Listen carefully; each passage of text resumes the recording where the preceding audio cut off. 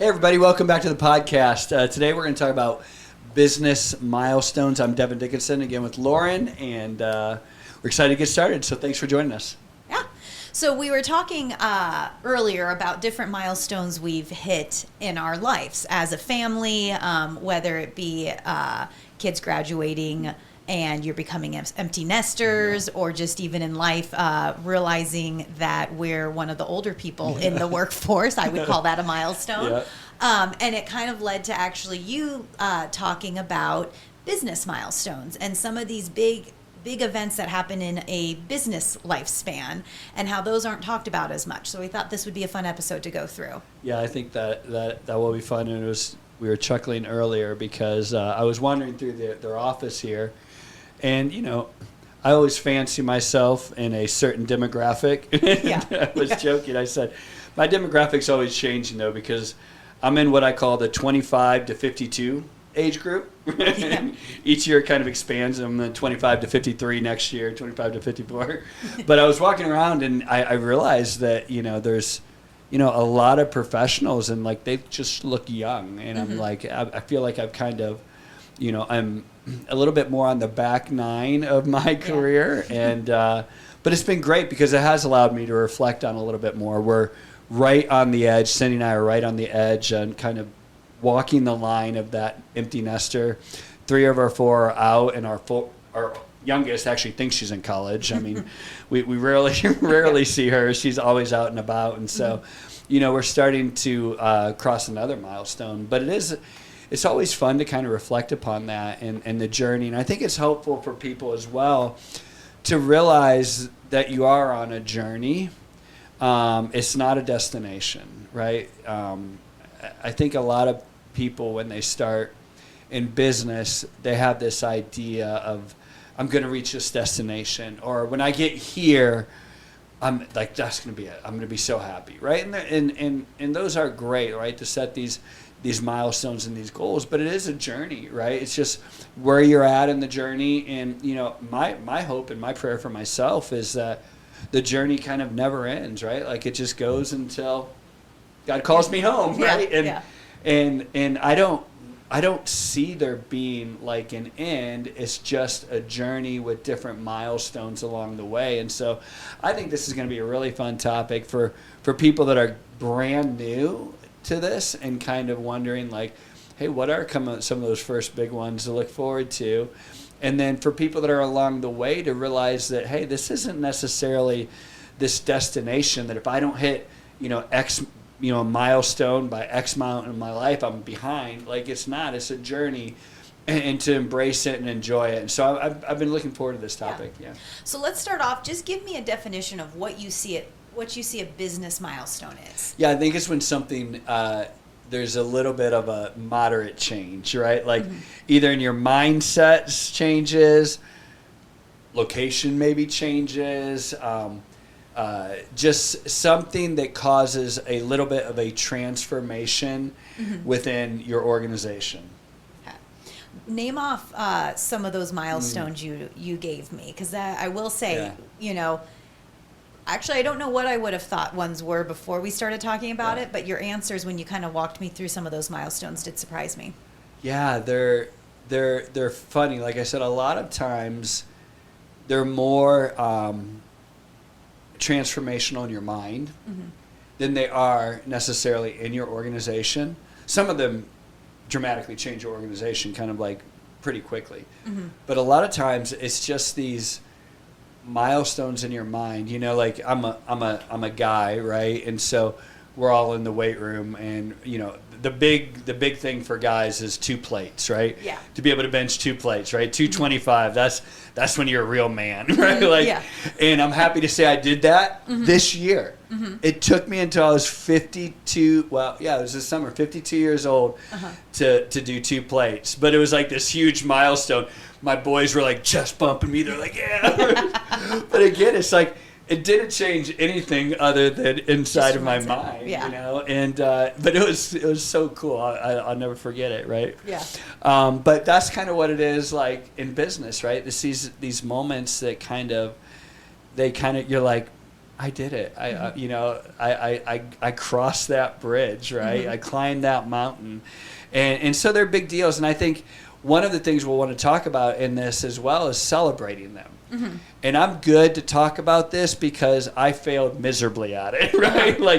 I want people to walk away from this and realize that, like, there are moments to celebrate and embrace. I didn't do a good enough job of that. It was actually I still don't do a good enough job, but I didn't even realize it until I was probably in my 40s. And I had a devotional time, and I'm reading, like, in the Old Testament, and like I don't know, it was like the Jews were celebrating, like, it was like the second moon of the third harvest. I'm like, didn't they just celebrate the first moon of the second harvest? Like, I'm like, do they have a party, like, every freaking, and it was like a week-long celebration, right? Yeah. And I'm like, I'm pretty sure I just read like 2 chapters before. It was like another celebration. And then I realized, I'm like, that's how we should live our life. Yeah. Like, I realize that I really don't celebrate life enough. I treat it more like drudgery, like, we're going to get through this, right? Yeah. My wife always jokes with me that I will strip the fun out of everything.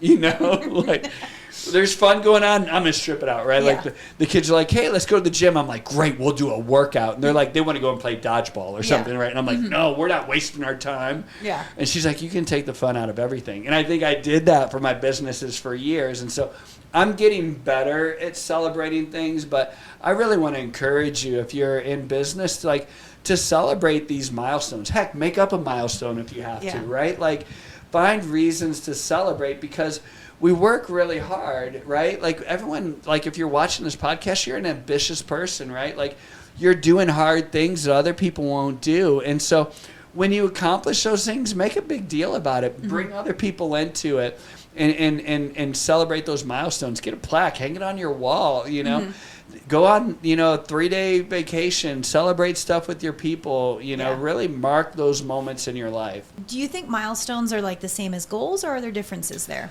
I think they can be the same, but I see them as different. Like, a lot of times your goals will match up with milestones, but I think milestones are more along the lines of what you attain as you're hitting certain goals. Towards goals. And they might not necessarily be your goal, but you reach it along the way. An example, I could probably... You want me to start it? I was going to say, I want to hear about what you consider your first milestone when you first started a business. What was that first milestone you had? Yeah, so they're funny. Like, when I tell you some of them, you're going to be like, oh, I hadn't really thought about that. But the first one is literally, deciding to do it, because it's often walking in to your current boss that gives you a paycheck every month. For me, I had a paycheck and I had a company car. So I was walking in, and when I resigned, I no longer had the paycheck in this hand, but in this hand, I had to reach my hand into the pocket and pull out the keys and hand them the keys to the company car. Yeah. Scary. Yeah. Right? But that was a milestone, right? Yeah. Like, that was a big deal. It was kind of deciding and doing and stepping out in faith. And it was a big deal, right? Because you can't go back, right? Like, I should say you can't go back. But, like, once you resign or whatever it is that kind of launches you, it's like you're flying with, or you're riding the bike without the training wheels. Yeah. So that was like my first big one. The second, I think, is actually for me taking a business plan, because creating that business, well, obviously you should create the business plan before you resign, right? But like taking that business plan and actually seeing it work, and until you get that first dollar, it's an idea. I'm going to tell you guys, like, here's the thing, it's an idea, it's not a business. Yeah. And I'm sorry, I'm going to come back to that a little bit later, because I think until you're profitable, it's a hobby, right? Like, right. But like, when you get that first dollar, you know that there's something there. Yeah. So, I ran into someone here earlier that I've known for a few years, and he's one of those guys I used to meet with that I said would call me up all the time and be like, hey, D, can we sit down and talk?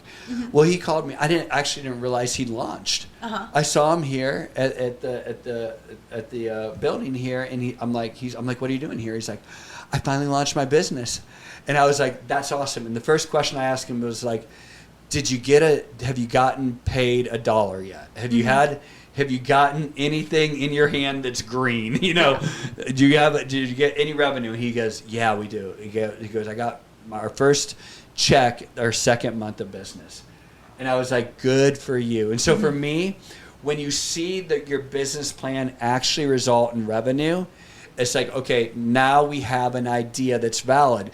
And I laugh and I tell you this and you say, well, Devin, that's dumb because isn't every business a real valid, you know? And I'm like, no, I shared with this before.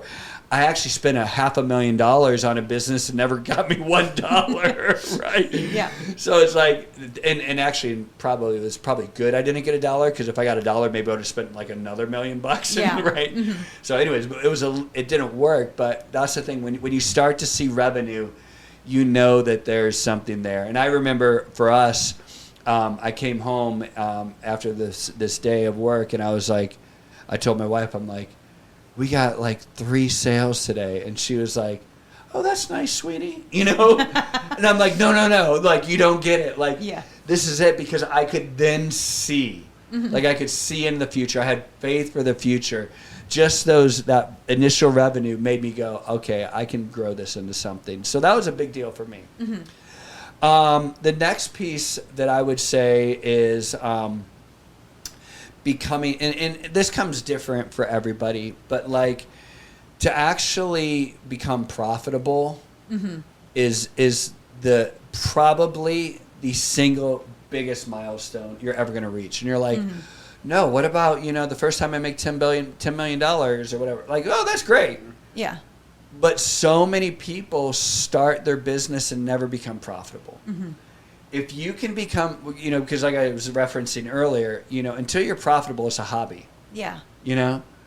Once you're profitable, in my mind, you have a business. Now, how profitable, that's where you're going from there. But like, if you can create something that makes more money, that comes in than goes out, congratulations, you have a business. Mm-hmm. How successful a business, we'll see. Then that's the next one from there. Yeah. First, you got to, do you think that's one of the harder ones that people never reach? I think it's why most businesses fail within the first 2 years.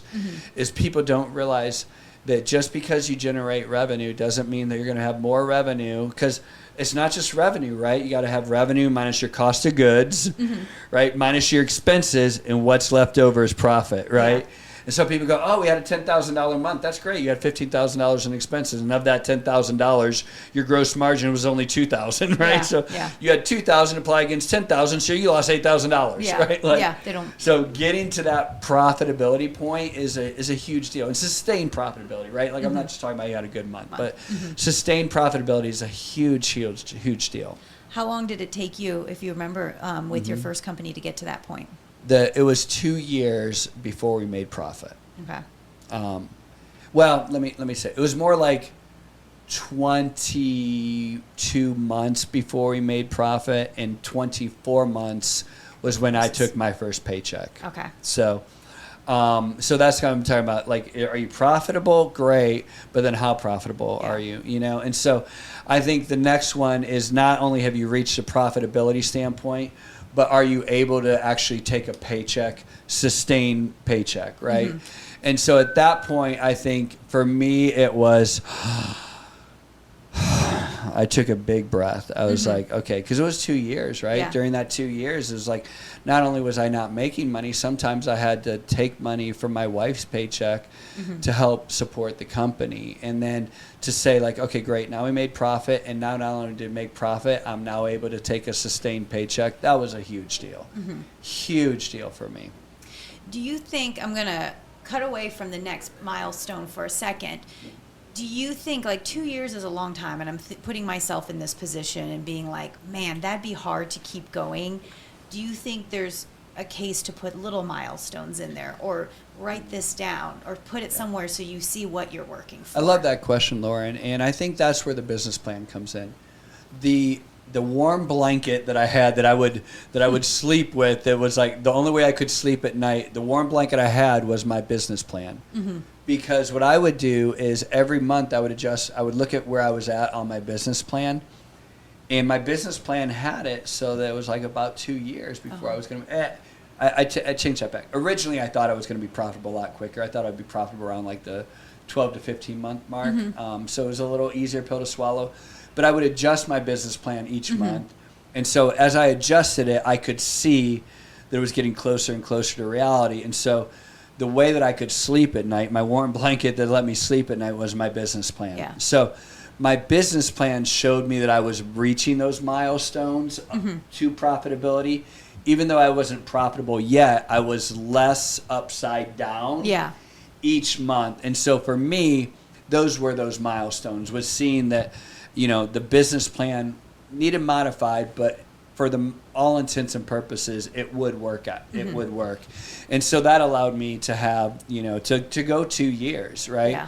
And if you're operating right now and you're a negative cash flow, I'm going to tell you it's not uncommon, right? Like it would be totally uncommon to be positive cash flow out of the gate. And so, that's why you have to have this business plan to show yourself that you're on the right path. Because if you right now are negative, but you can see that you're negative, but next month you're less negative, and you can see in your business plan where you're going to have that break even and when you're going to be able to take a paycheck, and it's starting to true out, then, great, you're on the journey, right? But if not, if you don't have a business plan or you're way off your business plan, like, whoa, time out. Like, circle the wagons, like, right now. Like, not tomorrow. Seriously, not tomorrow. Like, as soon as this podcast is over, you stop, you circle the wagons, and you reevaluate hardcore, because you could be throwing good money after bad, and you could be wasting years of your life and other people's money and your money and all kinds of things. But circle the wagons right now if you're off that business plan. Okay. So again, business plan, it's not like these milestones are going to occur at any point in time. Maybe you don't necessarily know the exact moment, but your business plan is going to lead that way for it. You should see the trajectory heading towards these milestones. Yep. Okay. So you're profitable now. What's the next one that profitable happens? And you're taking a paycheck, yes. right? Like, that's great, right? You can go, so for me, it was like, because I had this reoccurring nightmare, and occasionally I still have it. Total transparency, I still have this nightmare, and it's that the company failed, and that I have to go back to the company that I resigned at and get my job back, right? And so that was the reoccurring nightmare I had. But once I kind of was able to take that paycheck, I went back to that point in time when I gave up my paycheck in my left hand and handed my car keys in with my right hand, and go, okay, here I am. Took me 2 years to get there, but now I have a paycheck. I don't have a company car yet, but a paycheck, right? Yeah. Like, and I was feeling much better about myself, and feeling like, okay, I feel like this is great. So I have the paycheck. The next big one for me was hiring employees. This was a huge deal. It was super scary, right? Because you're now looking at this paycheck going, wait, how do I pay for these people? Yeah. Oh, I pay for these people probably out of my paycheck. Yeah. Yeah. Right? So you're like going, oh, well, geez, I worked so hard to get this paycheck. Now I'm going to give how much of my paycheck up to pay people, right? But it's a big deal. And so what happens is when you hire these people, you have to believe that by hiring them, you're going to give up a little bit in your paycheck in the beginning, but they should bring exponentially more. Again, going back to our business plan, it was like, okay, on the business plan, this makes sense, because by having this person, I'll be able to do other things. I'm going to travel. I'm going to be able to do this, that, and the other. It's going to generate more business, more revenue. This person is going to bring 3 to 5x what they cost me. Great, bring them on. And so hiring that person was huge for me, and it was wonderful. What it allowed for me, just from a family standpoint, because remember, we're now almost 3 years in. Yeah.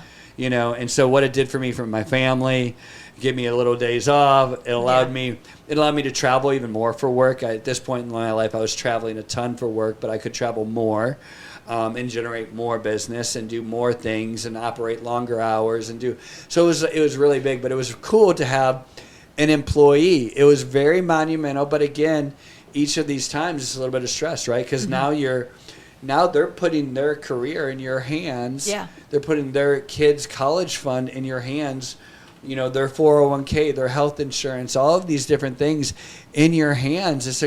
It was this great milestone. Yeah. But it also was but more responsibility on you. More responsibility. Yeah. They gave up that paycheck. They gave up that company car potentially to believe in your dream. Which again, as you were talking, it hit me 3 years in, and that's when you hired your first employee. So, up to that, it was just you the whole time doing that. Yeah, and and you would think they're going to share your burden, and they do, right? Like they share a lot of the burden of the company, but now you have the burden, or you should have the burden if you take your career seriously and their life seriously. You should have a burden to better their lives, right? Because to your point, they gave up something else to come and believe in you as their leader. And so it's a big responsibility. And so you want to be able to offer something really wonderful to them. And so even though they share a lot of the responsibility at work, you have the responsibility for them and their family. And so, but a really wonderful milestone. That was a big deal for me. Yeah. Just what it did for me and my family, and the ability to, just take a vacation again, you know, or, do things I wasn't able to do. And so it was like, that was wonderful. That was a big milestone for us. What would you say? I feel like it's almost like if you're looking at life and there's young, you're a child, you're a teenager, young adult. That's almost leaving one phase of business where it's just you and your business, and moving to the next one where now you've got someone involved. So what would you say you learned from those milestones, or that beginning part of your business life? I felt like when I hired someone, I was a freshman in high school. I was out of junior high, right? Yeah. Out of elementary, I was a freshman in high school. But again, it's scary. Being a freshman is maybe one of the scariest points in your life, Yeah, you're you feel like an adult, but you're not. There's Exactly. still so much you've got to learn. Lots of bullies you got to deal with. Yes. Unexpected turns. All of a sudden, people expect you to act like an adult, but you're not. They expect you to know things you don't, and that's where I was at, right? My employee, and at this point, starting to get employees, would look at me like, "What do we do?" And I'm like, I don't know. I've never been here before, right? And so this was it was super scary. This is a funny story, right? You don't think about stuff like this, but it was I remember someone was like, hey, well, if you're about to hire someone, you want them to go through an interview process, have them fill out an application, do all of this stuff. And I'm like, okay, great. And I'm like, oh, I'm going to do that. And then I realized this is very early internet. I'm like, where do I get an application from? I had to go to a friend that had a company and ask him to borrow an application, white out. Remember, you guys probably, if you're old enough, you remember white out, right? You unscrew the cap and you I whited out their name and made a Xerox copy of it, put in our name, and that was what I used for an application. But it's that's the thing. You're a freshman. You don't know anything, but you're at this new level of responsibility. And so I would say I was a snot-nosed, pimply faced, voice cracking freshman. So then you've hired your first employee. What's the next milestone you remember? Yeah, so I think at that point we were starting, for me, it was this $1 million mark in revenue. And again, when I say people, you're going to be like, oh, wow, $1 million, you were killing it. Remember, guys, $1 million doesn't mean you're putting $1 million in your pocket. Yeah. $1 million, you have, your cost of goods, you have your expenses, all of those different things, right? You have all of these different things. So $1 million more means at this point I was making, probably 12% bottom line. So I was $120,000 at home, taking home. But it was $1 million, right? The idea of something with 7 zeros. Yeah. I grew up, in the 80s, and for those of you who are from the 80s, you remember the show Dallas? Yes. Right? And, they were millionaires, J.R. Ewing and, the big cowboy hats, and, I was they're millionaires, and I was just the idea of something for $1 million to me was a big deal. So, we had $1 million in revenue, and I tell this story in some of my other podcasts, but... My very first job, I came from small town Ohio, and my very first career job I got was in California. And I had never been around, wealthy people. The only time I had heard the word Rolex was in rap songs, right? That was the only thing I knew what a Rolex was. And the guy who interviewed me wore the presidential Rolex. It was the gold and silver and the blue face. And I remember being in the interview, and it would catch my eyes all sparkly and stuff, and I was like, oh, that's a Rolex. Like, and I was like, I'm not in Ohio anymore. Hey, Right? You know, I was guys. like, I'm not in Kansas anymore. And so Yeah. in my head, so talking about celebrations, so the fun thing was I did celebrate this when we did $1 million in revenue, and I probably shouldn't because, you know, at the time this Rolex cost like $3,500, right? Mm-hmm. It was way more now, and I didn't get the presidential. I did end up doing that later at another big point, but so for me, like one of the things that marked it was I ended up getting my first Rolex at $1 million, and so I did mark that one. I still have it to this day. But that was kind of a big deal for me. Was I was like, you know, kind of like, this is for real now. This is cool, you know. Yeah. And it felt great. Yeah. Did you do anything as a company? At the time, no. And I'll have to explain to you why later, but it's too long of a story for this podcast. But at the time, no. But we were, you know, that's when I started to learn about celebrating. You know, that's when you realized I need to start doing this. Yeah. The next big ones I think are, you know, again, these happens for different people along the way. But the next big one was getting like a real office. And I was very patient about this. I think a lot of people weren't. But like I wanted to buy an office. I had heard advice a long time ago, and I think this is really good advice, is that, you know, financially, if you buy your own house, you know, you do a 401k, you buy a rental property, and if you have a business, you buy the building that your business is in. You know, their advice was, even if you screw everything else up, You've got the building. you're gonna be really well off. And so I waited to get the building for the company, but that was a big deal for us, is getting an office and buying that building. That was a huge milestone for us. And you know, this is probably now, you know, I'm probably now 5 years in. Okay. And so we bought a building for the company. And that was huge. And this is when we learned to start to celebrate, right? So we had like the big ribbon cutting, and by this time we had a good amount of employees. So we learned to have them come in. They brought their families. Because I remember when I was a little kid, my dad worked in a factory, and there was like they did the same thing. They opened this new factory, and he kind of moved from one side of the town to the other side, and they got to bring their kids in. And I thought that was the neatest thing. I remember that to this day. My dad taking me around the factory and seeing where he worked. And so we did this ribbon cutting ceremony. Like the mayor was there, and you know, all the people brought their kids. We had a giant barbecue, and it was a big deal for me, but it was also a big deal for our employees, right? It marked the milestones. Yeah. You know? Total side comment, but my dad had a factory that made me think about growing up. My dad made screws that kept airplanes together, and he'd take me into the factory, and I was a pitcher, and when we couldn't get a batting cage to practice pitching, he'd take me into his factory, and we'd find 40 feet in the factory floor, and I'd pitch to him. But I always remember being like, this is my dad's factory, like just proud and very like in awe of it. You know? It's really neat, right? Yeah, it was great to see him, and he didn't bring us into work very often, you know. Yeah, and you know, it's funny. I've learned to do that a little bit later. Is I kind of grew up like you don't talk about work at home. But one of the things I've changed is I actually really have totally flipped my mind on that, like 100%, 180 degree turn on that, and that I really try to share as much as I can about work and involve the kids and let them see as much as I can, because I want them to understand, like, they're going to learn just by osmosis and just by seeing it, and they're going to have pride in it, right? Yeah. Like, just like you did, they're going to be proud of their parents, and they're going to understand, like, hey, when dad isn't here, maybe he missed a softball game, why he had to miss the softball game, you know? He has a lot of responsibility, and so it goes from an abstract thing in a child's mind to a reality. Like, I was in that building. There's a lot of people that my dad's in charge of, right? Yeah. And like, all of a sudden, it becomes a little more real to you as even a child, and it involves the family, right? There's this family pride.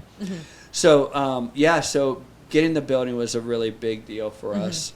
I would say the next big piece was when my managers started managing managers. Okay, so 3 levels, basically. Right? Like, that's when all of a sudden you're like, like you have to put in place different organizational structures because now you're pretty removed, right? Mm-hmm. Like you get to the point where like all of a sudden you're like, I knew everything about everybody, and I mean everything about them, like how their marriage is, what the names of each of their kids are, you know, and it's easy to lead like that. I shouldn't say easy. It's never easy to lead, but it's easier to lead. Yeah.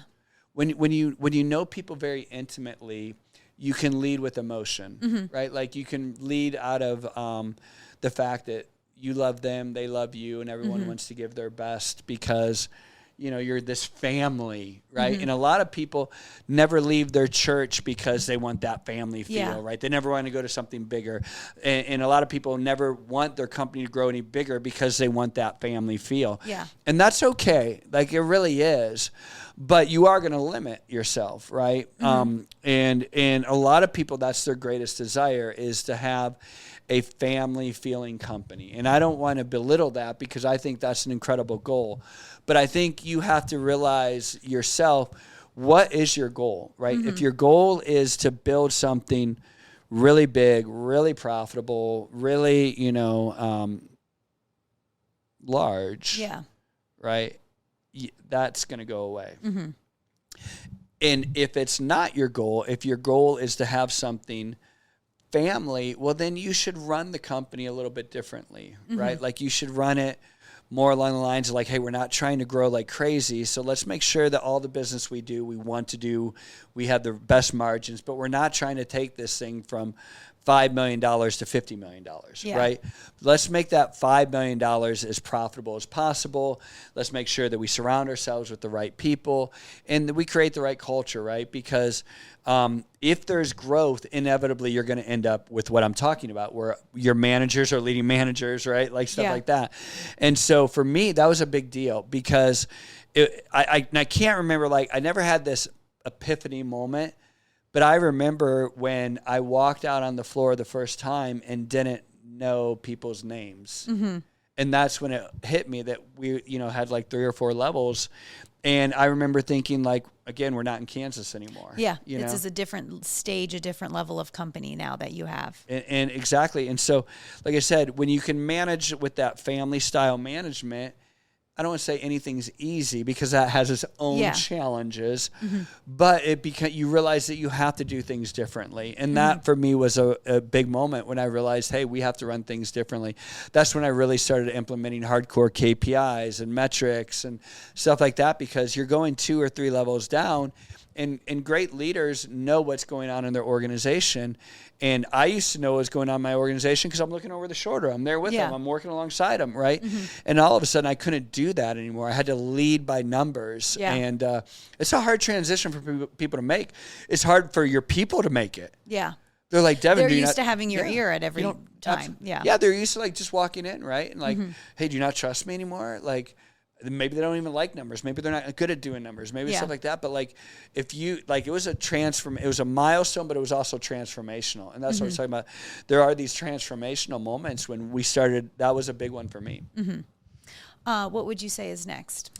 The next one for me was when I started hiring people that were vertical specialists. Okay. And so right about the time when we started having 2 or 3 levels down. So for me, I always I didn't hire necessarily off of a job spec. We've talked about that a lot lately. This has been the job spec thing has kind of been the last 10 to 15 years of my career. The first, maybe the last 10 years of my career. The first 10 to 15 years was more based around, I like the energy of the person. I like their, They could fit in. You could see different like leadership roles or skill sets that they had that would be that would benefit the whole. Exactly. I looked for people that were like kind of a little bit Swiss Army knives. They could do anything. They just had great attitudes, great energy, great cultural fit. Hire them. Yeah. Right. Well, once we started to get to 2 or 3 levels down, and now we started to have to get vertical. Like I don't need we used to do IT well, he's younger than everybody. I guess he's in charge of IT, right? That's how we would do it, right? Or like marketing, I don't know. They know what Instagram is. I guess they're in charge of marketing. Right? So that's kind of how we would do it. And once we started to get bigger and all of these, we had to hire people that were very verticalized, which meant sometimes they didn't even act like the rest of the company, because let's face it, like if you have a bunch of like, frat boy kind of mentality type stuff, and then you go and hire people that are like, technical, we're talking different personalities, right? Different people, different skill sets.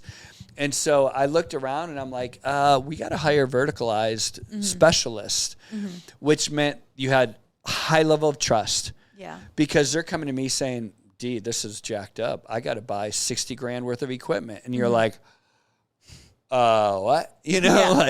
Go away. I don't even want you here. Right. Yeah. But like, hey, if you want to go to the next level, this is what we need. Or, and now those numbers aren't $60,000. They're, they're a lot bigger digits. Right. But like, I started having conversations where like I had to trust them more than I trusted myself. I had to believe them over what my instincts told me. They didn't necessarily fit in culturally with everybody else. Right. And so they were the smartest people in the room when it came to their specialty, but maybe they didn't even understand the rest of the business, right, as well. So it became a new challenge for us to realize. And so for me, like, you're now also talking about hiring folks and bringing them in and promoting them over people that are inside the organization. That's really tough to do. Yeah. I still prefer to promote from within if at all possible, but there's going to be times when that's absolutely the wrong decision. Yeah. And that was a big milestone for us when we're going, you know what, we don't have the skill set within the organization to have vertical specialists. So we had to go and literally look outside, interview outside, pay outside of our comfort zone. And then not only are we paying outside of our comfort zone, but we're also like at a point where we're going, holy crap, they're bringing expenses on top of that. Yeah. Like not only do I have to pay you a ton, but you're telling me you need to spend all this money on software, this and that and the other, and and you're a marketing person, you need this team, and you need to spend on this, and you're going, oh my gosh, this person not only costs me money, they cost me money. Yeah. Right? Yeah. Double. So, how did you approach that from a culture standpoint with your employees who are already with the company? Yeah, it was as much me learning as it was them learning, and trying to figure out how everyone works together and respects each other. Even though we're now starting to become, perhaps in some cases, diametrically opposed. Right? You have like operations folks that are incredibly process driven. Don't break my process. Yeah. Right. And you need those people, right? You need those people in your organization to create process. Otherwise, everything's chaos, right? Yeah. And then you have salespeople that are diametrically opposed to process people. Yeah. Because they're going to go out and make promises and say, well, we can do this, right? And then they just throw it over the fence and it's They'll figure mess. It out. Yeah. And the process people hate the right? Yeah. And so really, like, you now end up with people that, like, not only maybe are they culturally different and personality different, but diametrically opposed within the organization. And so your job as a leader is now you're managing these relationships more than you're managing the business, right? Yeah. And so we're talking 3 or 4 levels up, and you're managing the relationships between all of these folks, trying to figure out, who wins this arm wrestling match, right?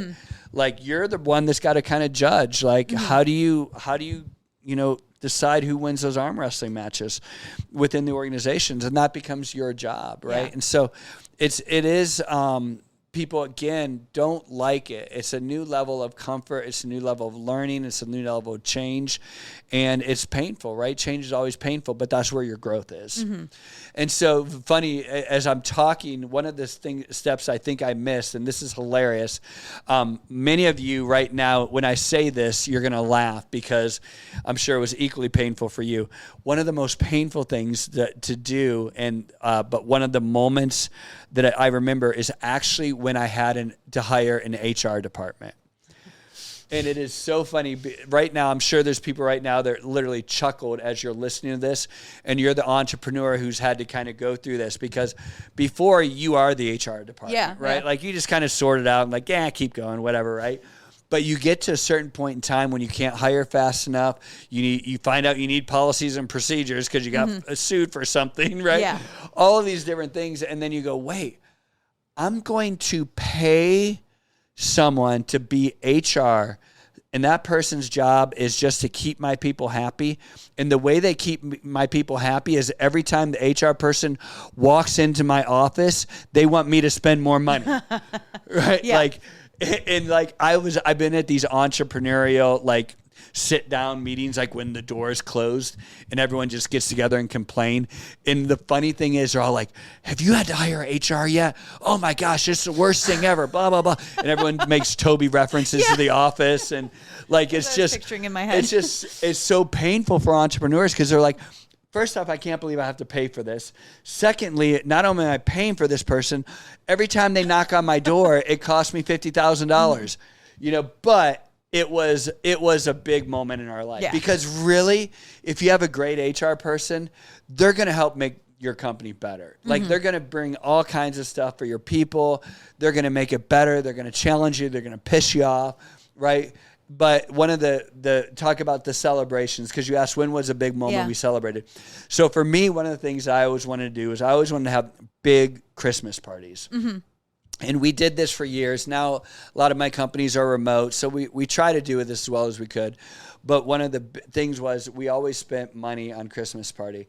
And this big moment that I have for me was when we had a Christmas party in Palm Springs. We took everyone there. I think we got, at this point, it was I want to say it was 70 rooms at the JW Marriott. Mm-hmm. We had this giant company dinner. We had entertainment. We had all of this, but we celebrated like crazy. Yeah. I remember taking pictures on the steps with the whole company and the Christmas tree. And it was one of those milestones where I was like, this is pretty special. Thank you, HR. I'm glad you're here. Yeah.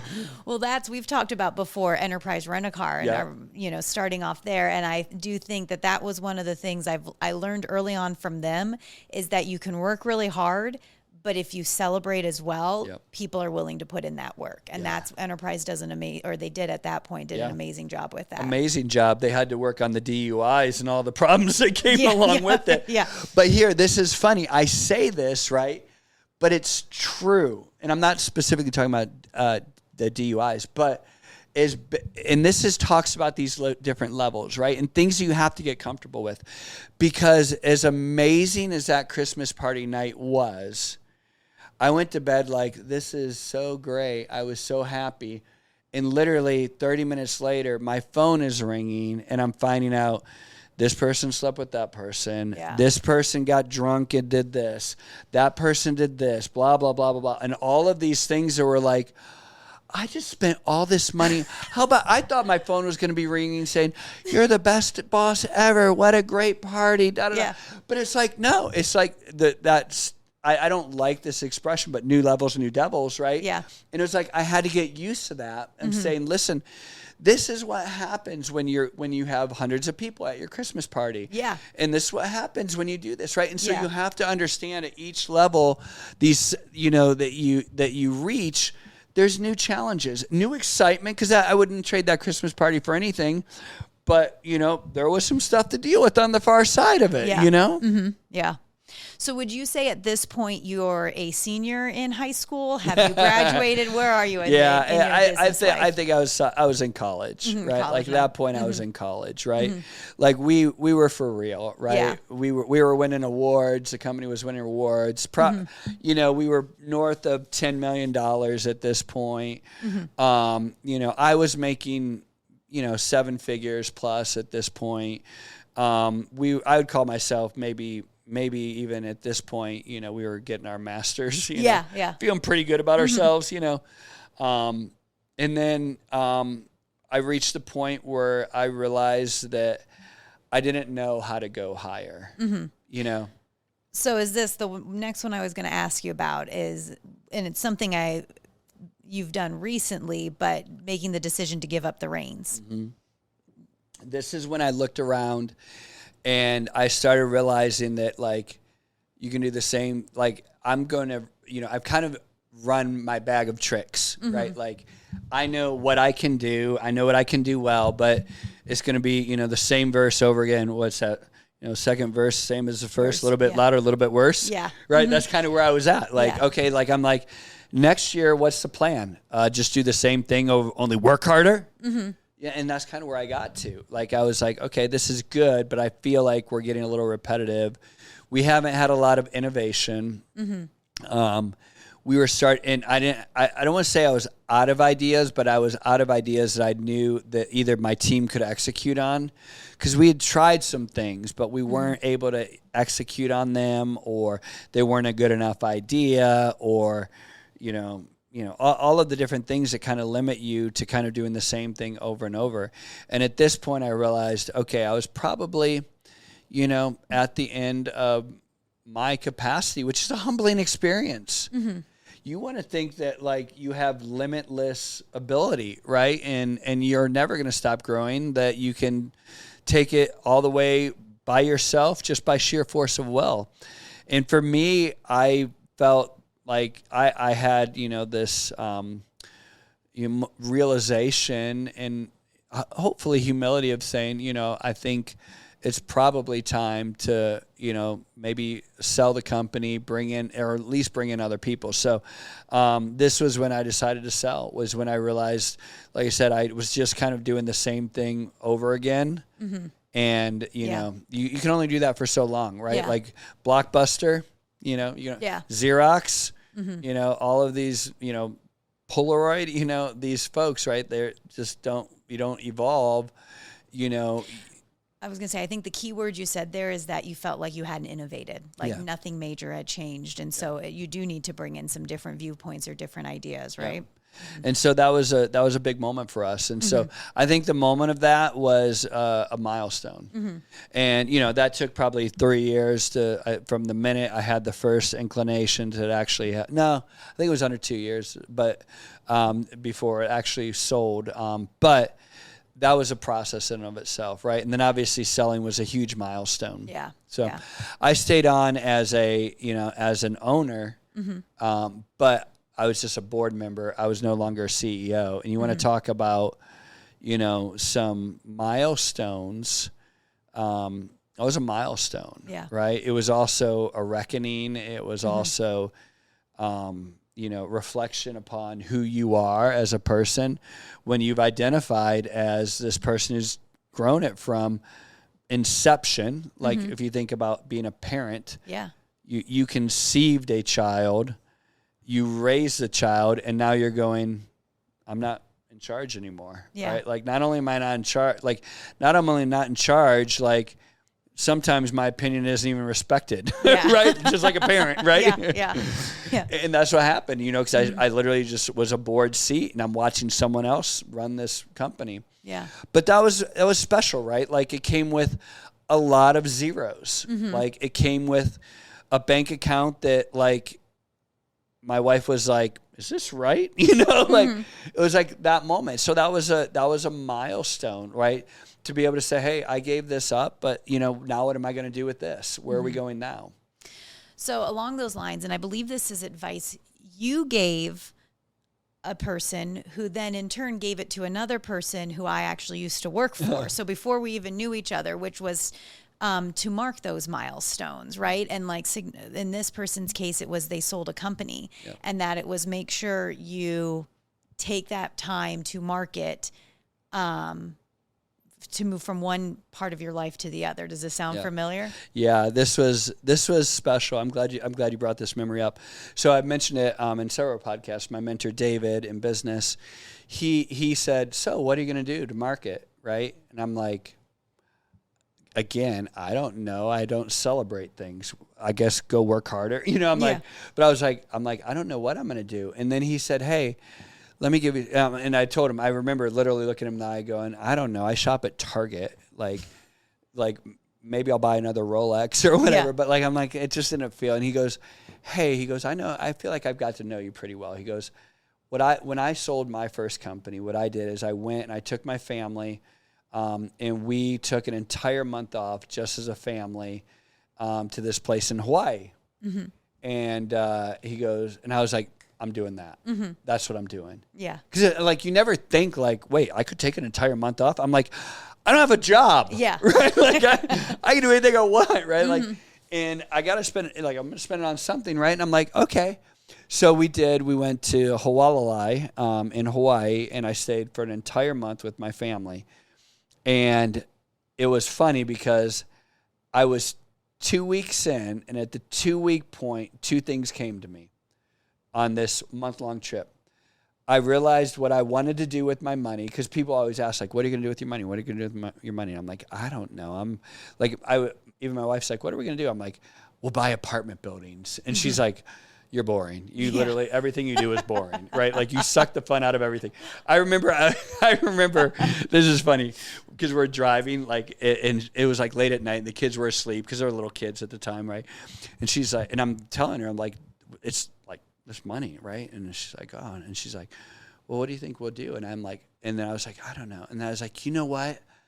I know exactly what we're going to do. And she's like, what? And I'm like, we're going to buy all these apartment buildings. And she's like, oh, okay. And I'm like, what? That's not exciting. She's like, you're just boring. You're the most boring person I've ever. Right? I side with her. Yeah. And we laugh about that to this day, because she's right. I will suck the fun out of everything. But I realized 2 weeks in, I said, I said, I know what we're going to do. I said, every year we're going to take a month-long vacation with our kids, and we're going to do this every summer. And we've done that now. I don't know, it's been 12 summers, 13 summers.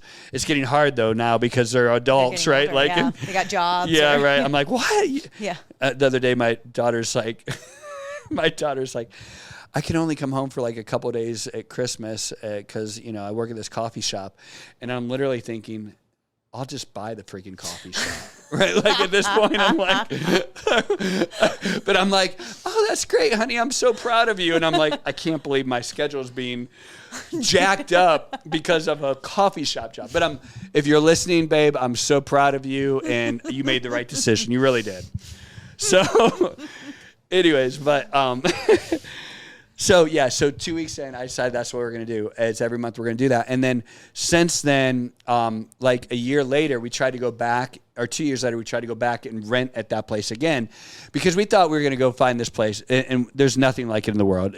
Shout out, Hualalai is by far the best place in the world. And we thought we were going to find this, and I couldn't find it. And I tried to go back and rent the next year, and I couldn't do it. And so I'm like, I'm just going to buy a place. So that's how we celebrated. We bought a place there, and then a few years later, we bought a home there. And that, to me, has marked everything, is that place in Hawaii. And then there was other things we did as well. But the second week as well, the other big thing that happened the second week is I came up with the idea for my next company on week 2 of our vacation. And every year that we've gone there since then, like, always like new ideas, new big changes come, but that was a really big thing. So 2 weeks into my month-long vacation, I'm on the phone with my buddy, and I'm like, hey, I got the idea for next company. What do you think about this? He's like, it's awesome. Let's go. Right? So awesome. Did you have any reactions that surprised you when you hit one milestone or any of those milestones?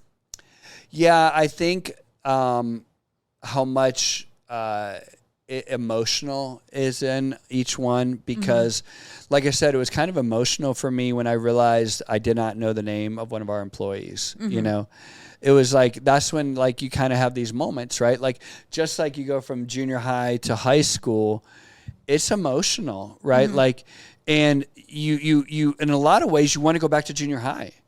Like, junior high's safe, right? You're an 8th grader. You're the king of the world, right? In 8th grade. You don't want to be a freshman again, because freshmen are like, they're freshmen, right? Like, and that's what happens every time you hit these milestones, is it tests your insecurity. Is I was selling it for, 8 zeros, right? Like, as I'm selling this company, I'm going, oh my gosh, I don't want to sell it. And I'm looking at like, why would I? That would be insane not to sell.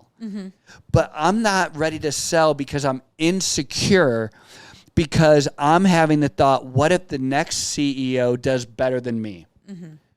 Transparent. I'm just being transparent with everybody. Like, that's these insecurities. They hit you at every single level that you think right now you might be listening thinking that's insane. And it is insane. Yeah. Right. But it's our insecurities that we all deal with. And so I think the biggest thing is every time you hit a milestone, not only is it a celebration, it also is an insecurity, right? Like that party was awesome. And I never trade that moment, but the next thing you know, you're challenged at different ways and different insecurities. And like, how come people don't just appreciate this and do things great? Like, why am I dealing? Right. It's just these different levels always pressure insecurities. And that surprised the heck out of me.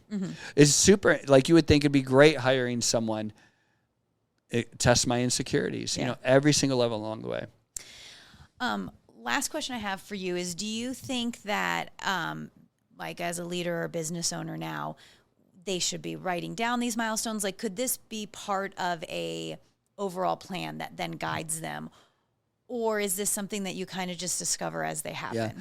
I think everyone's going to have a little bit of differences along the way, but in general, these are going to be moments that I think if you're aware of, at least, it will help you prepare ahead of time. Because I remember all of these moments were, they were helpful when I could talk through them with somebody, right, that could understand this. And so that I had something that it wasn't just like I got punched in the face and I didn't know about. So right now, if you're watching this, to be aware that each of these levels are going to be awesome and celebrate them, but also know that they're going to make you feel funny, right? Like, and yeah, it's okay. Like, everyone has insecurities, and so be able to talk through them, think about them, and prepare ahead of time, I think is a really great takeaway, right? Because as you climb the ladder of these milestones, there's less and less people that you can talk to and identify with. And so, like I said, for me at the very end, I didn't have a single person to talk to about selling a company for that amount of money. Like, I reached out to people that I respected, but they would tell me, D, I've never been in your situation. I don't know. So, like, for me to say, hey, let me share this with you. I was in my hotel room and I almost collapsed the deal because I was afraid that someone was going to do a better job than me. Like, I couldn't talk to anybody about that, right? Like, so knowing that these weird thoughts and insecurities are going to come out, and that maybe right now you realize you have limited yourself because of these things. Yeah. And so, and the other thing I would say as well is also realizing about the journey, like kind of where I started, like realizing this is a journey. Everybody's journey looks a little different, right? I described to you kind of my journey and some milestones around my journey. I'm sure I missed a bunch, right? But even your journey might look similar to mine, but it's going to be different, right? And enjoying the journey, because for me, you know, I kind of ended the story when I sold and came up with the idea for the next company.